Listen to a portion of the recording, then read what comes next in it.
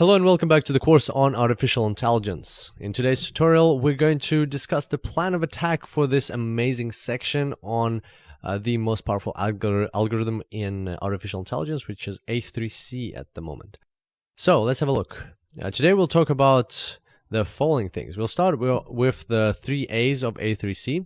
So we'll talk about what the abbreviation stands for and how we're going to deal with the 3 A's, and also we'll look at the actual article or the actual research paper that gave birth to A3C, the Google DeepMind research paper, and we'll have a quick look at it so that you're more comfortable navigating it in your free time.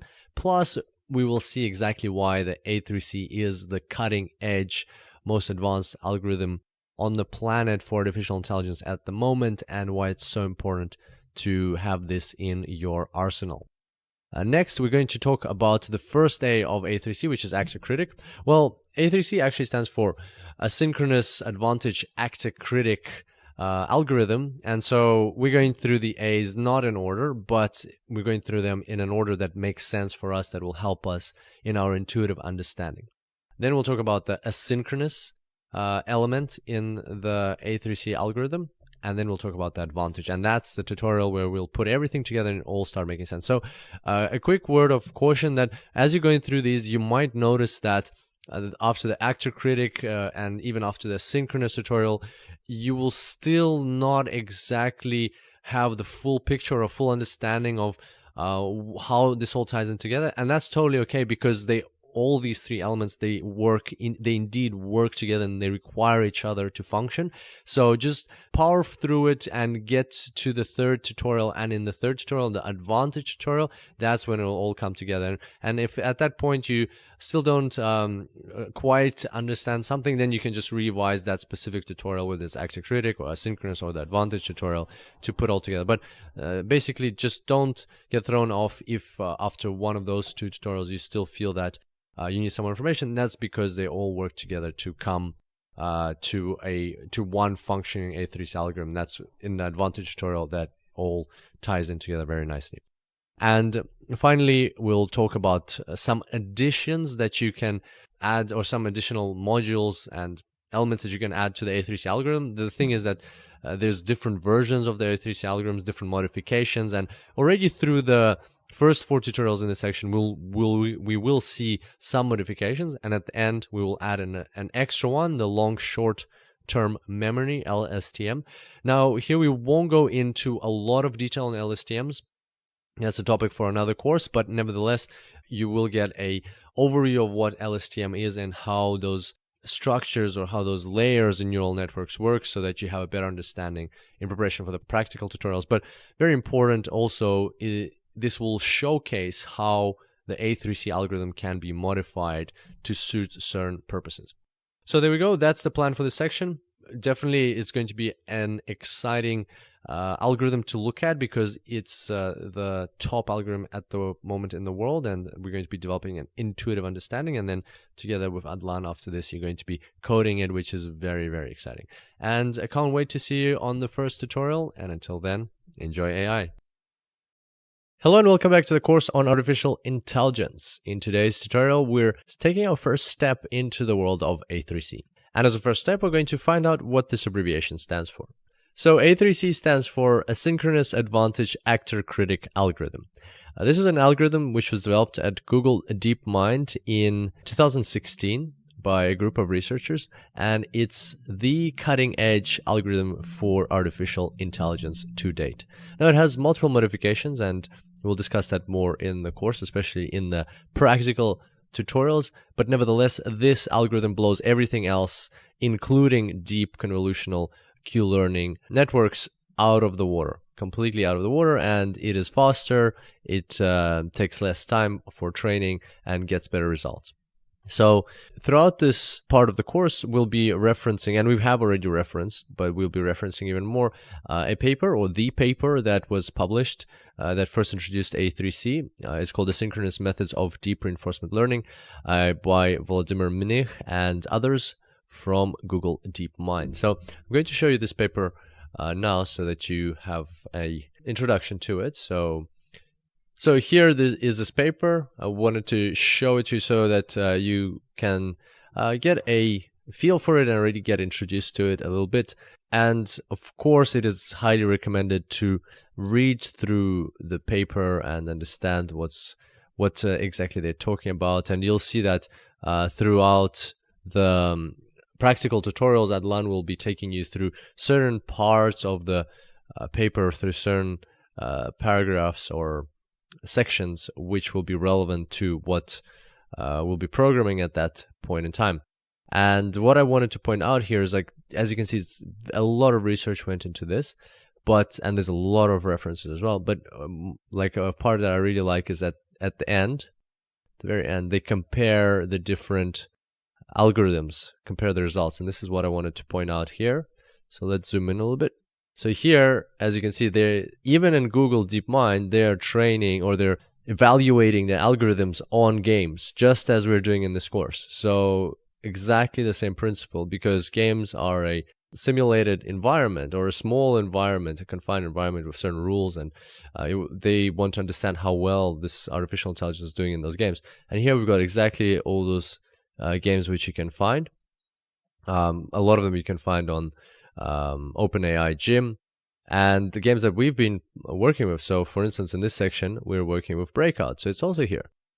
And so you can see that for Breakout, they've got in bold, they've got the best algorithm highlighted. So DQN, that's the algorithm we've been working with. Then some other algorithms. And then here you've got A3C with an LSTM, long short-term memory. So that's the one we'll be implementing in this part of the course. We'll have A3C with an LSTM, which makes it even stronger. So as you can see, Breakout is the best result is achieved by A3C with LSTM. So that's the score, 766.8 compared to the others. And also you can see that for the most of them, so if we now take like a bigger picture view, you can see that most of the bold ones are actually in this last column. So yes, indeed, there are some games where other algorithms are performing better, but as you can see, DQN is actually not performing better in any of the games. But you can see that there are other algorithms perform better sometimes, but A3C LSTM performs the best in most cases. So you can see that this is bold, this one, these ones, this one, and so on. So you can see that A3C LSTM is a really powerful algorithm. It is indeed at the forefront of artificial intelligence, and that's exactly what we'll be implementing. So very exciting section ahead. Highly encourage you to go through this paper and get a feel for what we're going to be talking about. And then throughout this section and throughout especially the practical side of the things, practical side of tutorials, we're going to be going through this in detail. We're actually going to be working with their pseudocode here, which is available, and we're going to be, so Adlan will show you how to implement that and how we're going to be working with that. And on that note, I hope you're going to enjoy this paper, and I look forward to seeing you next time. And until then, enjoy AI. Hello and welcome back to the course on artificial intelligence. Today we're talking about the first part of A3C, the Actor-Critic part. So here we've got Asynchronous Advantage Actor-Critic algorithm, and we're going to be talking about that underlined Actor-Critic part. That's where we're going to start. You could technically start anywhere, but it just makes a lot more sense to start from Actor-Critic, because that way we'll have like a very consecutive explanation of, or intuitive understanding of what's going on. It's going to facilitate us better if we start, surprisingly, at the end of this abbreviation. All right, so far in this course, we've come up with deep convolutional Q-learning, which is illustrated over here. So we've got the computer seeing the pixels, so the actual image in pixels, not just a vector. So it's not cheating. It's actually seeing exactly what a human sees. It sees the monsters, it sees the health, it sees the parameters at the bottom, it sees the corridor, it sees the gun. It sees exactly the same thing as a human would see when playing this game. Then that image is passed through a convolutional layer. Then it's passed through a pooling layer. Then it's flattened and goes into a neural network. And then at the output, we've got actions. As you remember, we've got those Q values. Then we apply a action selection policy to them. So for instance, we apply a softmax and we find out which action we want to take. And so there's some exploration plus exploitation going on there, a combination of the two. So that is how deep convolutional Q-learning works. But now let's see what we're going to do with this. So for simplicity's sake, just so that it's easier for us to operate with this, because we're going to be adjusting this image and moving it around, we're going to replace the circles with squares, with these rectangular boxes, and we're also going to get rid of those lines in between, just change them to arrows. So this doesn't change the essence. This is just the representation on this chart. This is still, even this representation is still deep convolutional Q-learning. It's just going to be easier for us to modify it and show exactly what A3C is. So that's just how we're going to represent things from here.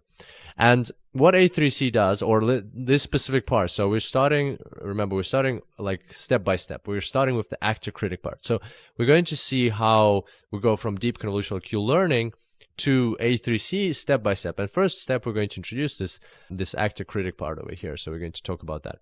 So the first thing that happens is this last bit, the output, is actually, we're just going to redraw it like this. So it's exactly the same output, exactly the same Q values, or exactly the same actions. So if you had 8 possible actions, you still have 8 possible actions. We're just going to put them at the top so they take up less space. So so far nothing has changed. So far this and this are exactly the same. But now this is where the actor-critic part comes in. We're going to have a second output. We're going to have so the first one is a set of outputs, and here we're going to have a separate individual output. So technically we're going to be using our neural network. So once and now, well, the image and everything, like the values go through the network from left to right. Over here, they don't just spit out one set of values, they spit up actually 2 sets. And so the top set, we already know what it is. It's the possible actions, but here we're actually going to have another extra value. So let's have a look at that. What is that value? So here we go. That's the top. So we just kind of like reduce the size of this illustration. The top output are the Q values, as we discussed previously, for the actions. So they're same thing, everything is same. But then now this bottom part, and the top part is actually called the actor. We're going to give it a name. That's the actor because that's the part where the agent chooses what it wants to do. So that it's like it's acting, it's as if it's performing on stage. And it'll make more sense once we have the second name up on the screen as well. And then the second output is just like one value, and that is V of S. So that is the value of the state. So if Q of S and A is the Q value of a certain action, and as you can see, that's why there's action 1, action 2, action 3, up to action 6, or however many actions there possibly are in that state. So in a given state S, what is the Q value of taking action A, action 2, action 1, action 2, and so on. Then here we're also using the neural network to predict what is the value of the state we're actually in. And this part is called the critic. And so that's the intuitive, or the kind of not even full intuitive, that's just like the start of the intuition behind actor-critic, that there's 2 outputs now from the neural network, not just one. Before we just had that one output, which we now call the actor, but now we have 2 outputs, actor and critic. And there's going to be a dynamic between them, which we'll explore further. But for now, it's important to understand that we're predicting not just the Q values of the actions that the agent can take from this certain state, but we're also predicting the value of being in this current state using that same neural network. So that's the core of the first step into the actor-critic. And now we're going to need to talk about asynchronous, which we'll do in the next tutorial, in order to understand exactly what's going on between the actor-critic. And the final thing for today is that all of these Q values, as we know, that's also called policy. So in some literature, in some blogs, in some discussions you might find in the actor-critic, you might find the author talking about Q values on this side of the actor. In other literature and blog posts and discussions, you will find the author talking about the policy. So, and usually it's they use a Greek letter P for representing the policy, or it might just say policy of state S. So altogether, these are the policy of state. It's because, as we remember, the policy is if you put all the actions together, the possible actions, and then it's deciding which action to take. So these are going to be like the probabilities of taking each action. So that's the policy. So don't be thrown off if you see one or the other. They basically mean the same thing.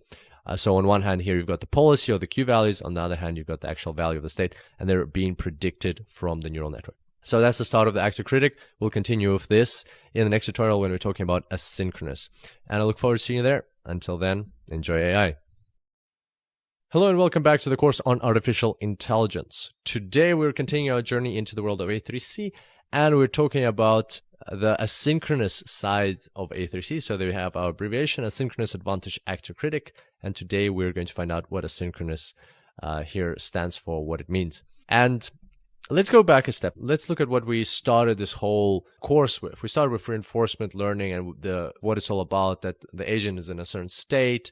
They observe the state, they make certain decisions, they take actions in that state, and then the state is changed, so they get into a new state, plus they get a reward. So they get a reward for taking that action, or some sort of reward, which could be a penalty as well, and they end up in a new state. And based on that, now they take another action. Again, they get a reward, and end up in a new state, and they take another action, and so on. And so that is the basis behind all of reinforcement learning, and that's what we've been using in Q-learning, in deep Q-learning, in deep convolutional Q-learning, and that has allowed our agents to beat gradually more complex and more complex environments. But now we're going to introduce a better concept, and even further take this even to a further level. What A3C introduces through this asynchronous element is, instead of having one agent attack the environment, they have 3 agents, or whatever number of agents. So several agents attacking the same environment. And the key here is that why it's called asynchronous is because they're initialized differently. So their starting points are different. So for instance, as you'll see from practical tutorials, you set a random seed and you set it differently for each of the agents. And that way, because their starting points are different, they're going to first go through environments in different ways, and then they're going to explore in different ways. And then in the next iterations, they're also going to explore in different ways. And so, for instance, if you have 3 agents, you're all of a sudden you're getting triple the amount of experience. Instead of just one agent going through and exploring an environment and trying to understand how to operate in that environment, you now have 3 or however many of them going through that, getting this experience. And so so that each one of them is learning through this bigger experience. And apart from being just giving a broader range of experience, it also reduces the chances of one agent getting stuck in a local maximum. So for instance, if one agent finds like a way to beat the environment, which is not the most optimal, because if it deviates to the left or to the right from that solution that it found, it always gets more penalized. It might get stuck in that local maximum. It might just keep doing that, thinking that that's the optimal solution where it's actually not. Well, the likelihood of several agents getting stuck in that same local maximum decreases with the number of agents. So the probability of one agent getting stuck in a certain local maximum might be high, or might be a certain value. But the probability when you have 3 of them, of all 3 of them getting stuck in that local maximum, is much lower.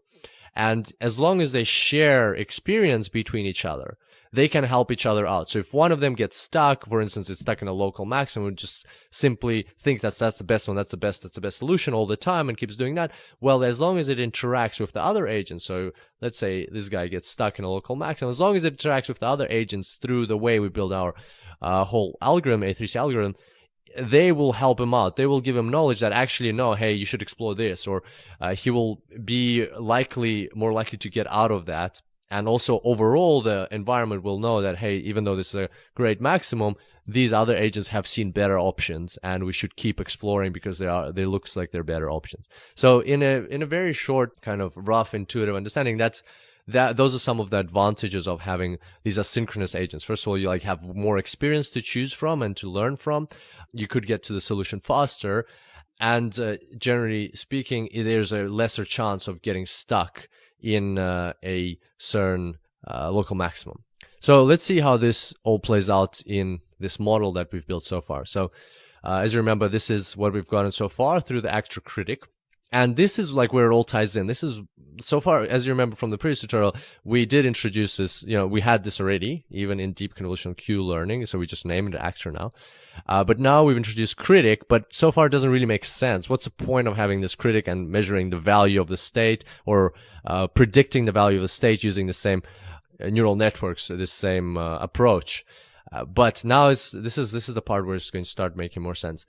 What we're going to do is we're going to replicate this, because now we have multiple agents. So with multiple agents, this is what it would look like. So the first way of imagining it is now we have these three things. Well, remember what we said about them sharing the experience between each other. So this is actually right now they're all independent. You have one playing the game, another one playing the game, another one playing the game. It's like launching your agent on 3 different computers. You put 3 different computers next to each other and you launch them, and that's great. Like, indeed, you'll get more experience, you'll get like more variety, especially if they're initialized different. So we're gonna assume from here that they're always initialized different. Even though we have the same picture here, we're going to know that they're actually initialized differently. So it's not going to be like identical training, identical learning from this game.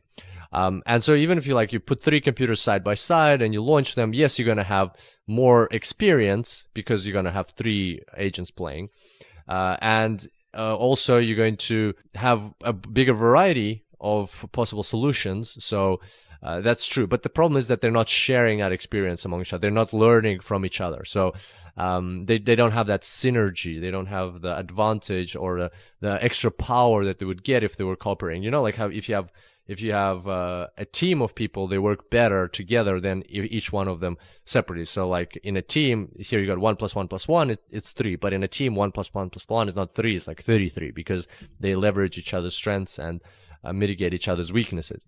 And same thing here. So if you put these 3 computers side by side, yes, you'll have more experience, more variety, and possibly someone will get to a better solution than the other one. That's great. But it'll be even better if they start sharing that experience. And how do they do that? Well, it's through this V that we calculated. So this V value that's the output of our network is actually like that. So they have this same V. So every time all these agents, they're contributing to the same critic. They don't have separate critics, they have a common critic. And that's the key of how the Actor-Critic ties in with the Asynchronous. So there's one critic that's watching as they get experience. So how do we calculate the V?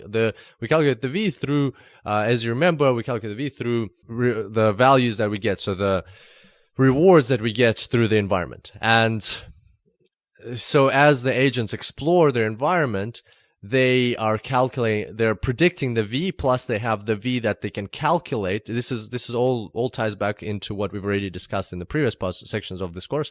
So they already have a V that they can predict, expect through the rewards that they know that exist in this maze, and that they've already explored. And as they explore them, of course, that value can change. But also they have the V this V is the output of the neural network. So as they're going through this, they're going to be adjusting their neural networks in order to better match that expected V. So basically, this is shared. The critic part is shared between the agents, and that is how they share the information between each other. That's how they are able to kind of see what's going on in the environment, shared with each other, and then use that, as we'll see further in the next part, in the advantage, use that in order to optimize how they're behaving in that environment.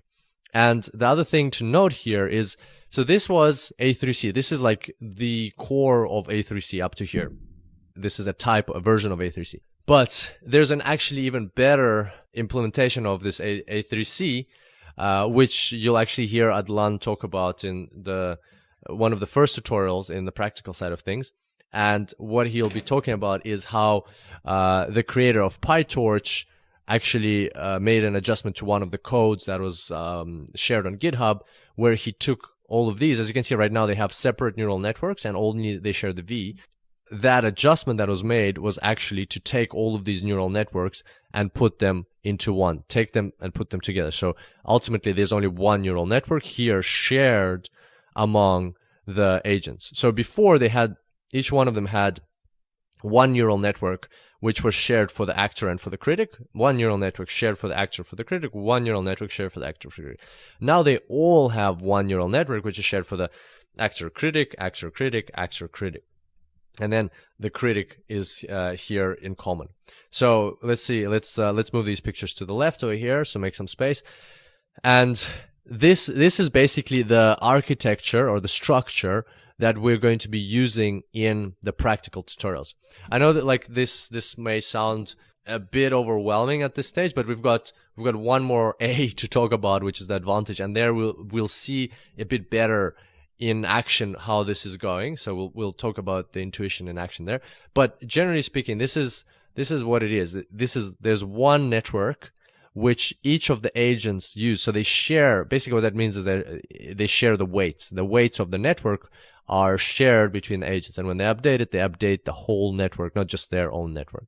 And then they have outputs. They have like these actions for each agent. And then they have the critic that is shared, which is going to be monitoring. So I know all of this is kind of like there's a lot of stuff right now, but hopefully it's slowly coming together. At least the main takeaway from here is that the critic, because it's shared, that's how the agents are able to make sure that they're cooperating together in order to get to the result much faster.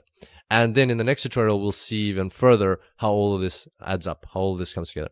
And for now, there's I would like to recommend, or we would like to recommend you an additional reading. So this is a blog by Jaromir Janish. It's called Let's Make an A3C Implementation. There's actually two parts, implementation and theory.